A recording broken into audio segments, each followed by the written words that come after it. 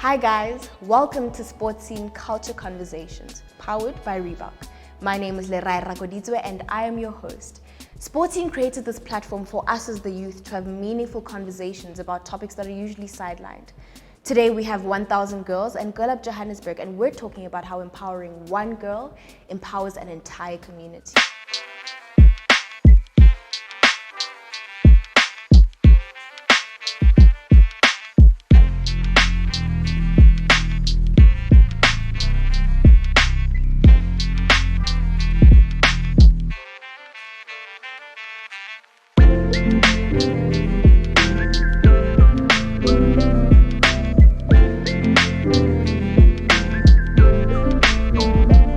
So, to introduce our panel for today, we have from 1,000 Girls, Robin Galloway, who is the founder of the Unfiltered Youth, and ex-Junior Johannesburg Mayor, Taya Francis. From Girl Up Johannesburg, we have the president, who is Zoleka Monta, and the founder of Girl Up Johannesburg, Lesego Mosikare. Hey ladies, happy Women's Month. Thank you. Happy Women's Month, guys. Thank you. So, before we get into it, I really want to thank Black Brick Club in Sandton for allowing us to use this beautiful space. I think I'll start with 1,000 Girls.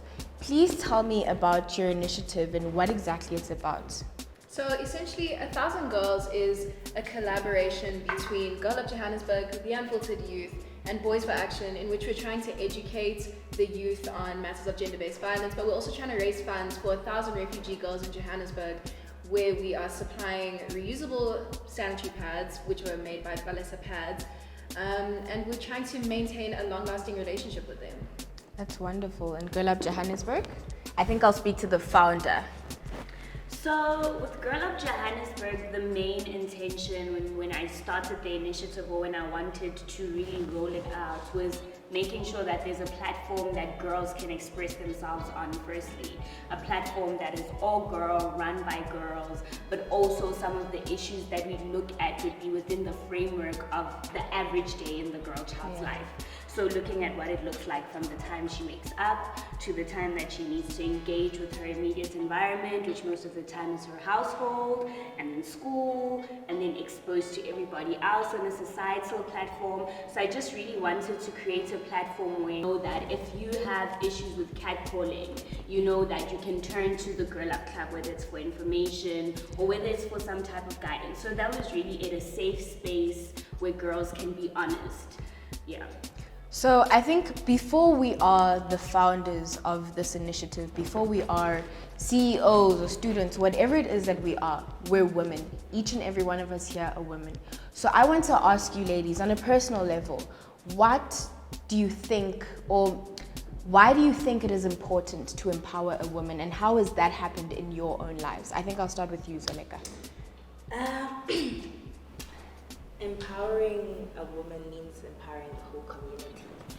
The reason why I say that is because women are the reason why we are all here. We are all seated here. So without a woman, actually, there's no world.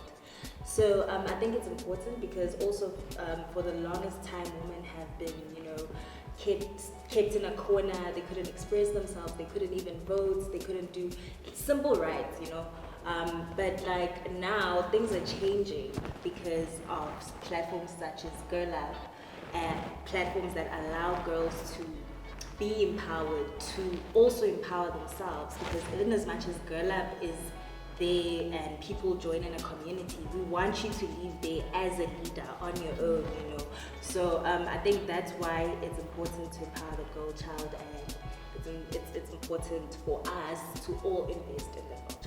I think too often we underestimate the influence women have on society. We make up 50% of the population and 50% of our communities.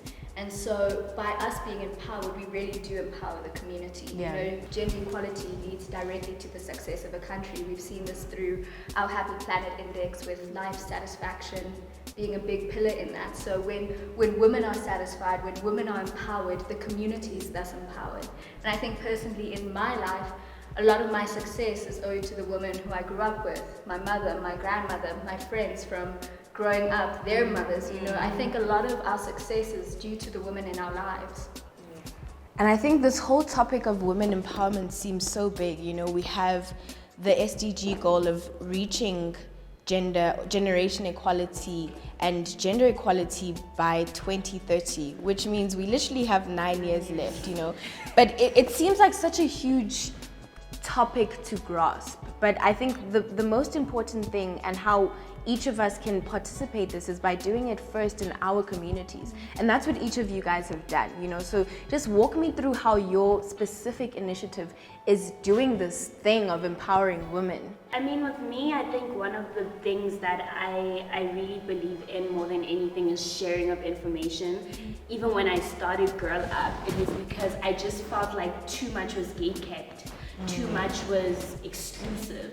Why would you gatekeep something that there's a budget that can affect 10,000 people, but you want to engage 1,000 people? Yeah. You know, so those were the type of things that I really wanted to have those conversations with young girls to say, look, at the end of the day, we are already economically participating, because being in school means that you're in the economy. You're being prepared to participate in the economy. So it was also really having that conversation that takes a girl out of what the framework says she is, yes, and bring her more into neglect everything they've ever told you, because it's all inaccurate. This brings us to why the collaboration between Girl Up and Boys for Action and their Filtered Youth, which was all about bringing everyone into the conversation. In as much as we talk about, you know, gender-based violence, we always want to talk to the victims, which is mostly females.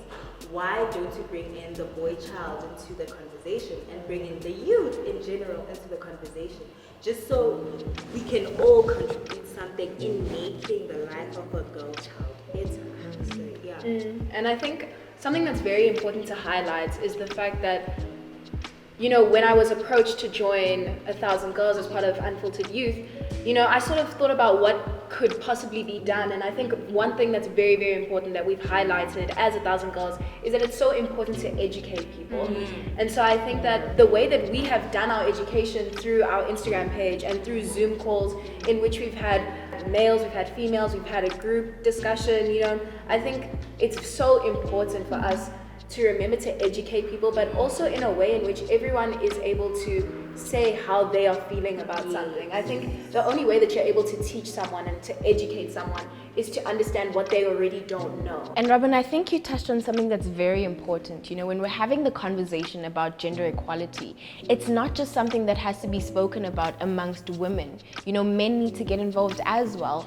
And also accessibility. So I know, Tia, you wanted to say something. So just tell me about how your organization is planning on, you know, infiltrating or reaching people that might not be as privileged as you are.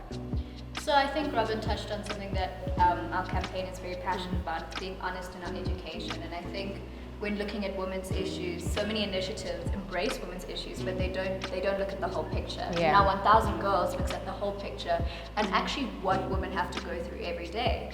And one thing we all have to go through is our menstruation. Now I know we come from a place of privilege where we've never had to worry, oh, what am I going to use when I have my period? How am I going to go to school while I have no means to protect myself or protect my hygiene? And I think one thing 1,000 Girls is doing is we're going into communities. So a part of us is sitting online and hosting these webinars, these Zoom calls for education for the privileged children to say, well, you know what, you need to put yourself into these girls' shoes. Yes. You've never had to worry about, oh, what am I going to use when I start my period? How am I going to go to school while I'm bleeding with no pad, with no tampon? So what we're doing now is we're going into communities, and through our campaign with Palesa Pads, we are educating these girls how to use these reusable pads, how to wash these pads, how to maintain these pads, and also teaching them on empowering themselves fully. You know, as women, we need to be empowered in our mind, our body, and our soul, and your body's a big part of that. The reception from the girls when they heard that they were going to be getting reusable pads, it was like, yo, okay, so now I need to wash my blood. You know, just the fact that when you don't understand how something happens, and the fact that us being there and Palesa Pads being there and actually touching, you know, walking them through how you even just put it on, you know, it was such an engaging exercise, and they left so fulfilled and happy. You know, the girls were so excited. And one thing that we really need to speak about, and I think when Girl Up, you guys can also tell me how you guys are doing this, but these pads that the girls are getting, it's not just something that, you know, we're not just going into communities and giving them a pad or just having them delivered. You guys are actually going there and speaking to the girls, and the fact building that relationships. exactly. And the pads are lasting these girls for 5 years. So your one encounter with them is going to have a girl sorted for the next 5 years of her life, which for all of us is your whole entire high school career. One thing 1000 Girls has been very intentional about is going to the girls, not having the girls come to us. You know, we go out, we with a purpose go out to these girls and make a meaningful change.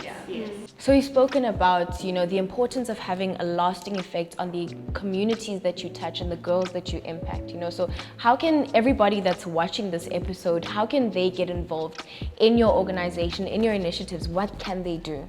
So I think for 1000 Girls, it's very, very easy to get involved. Even if you are unable to donate, you can join our webinars, you can join our Zoom calls. We're raising 250,000 Rand in 6 months for 5 years of change in 1000 refugee girls' lives. You know, we're in the age of social media, and I can say that myself as somebody that has a platform on social media, you know, and also the fact that, you know, Sportscene has given us this platform and we have it online. Please tell us how we can reach you via social media. So on Facebook, we are just 1000 Girls. On Instagram, we're 1000 Girls Campaign. And then on Facebook, what did I say? Twitter. On Twitter, the same, 1000 Girls. Same with Girl Up. Girl Up Joburg on Instagram, Girl Up Joburg on Twitter. Website coming soon, and yeah. Alrighty.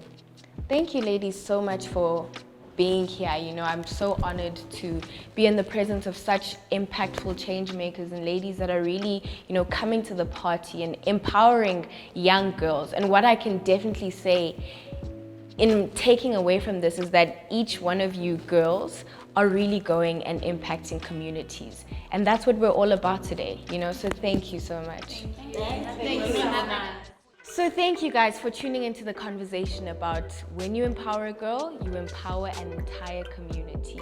Please make sure to follow 1000 Girls and Girl Up Johannesburg on all their social media pages. 1000 Girls actually has a website as well.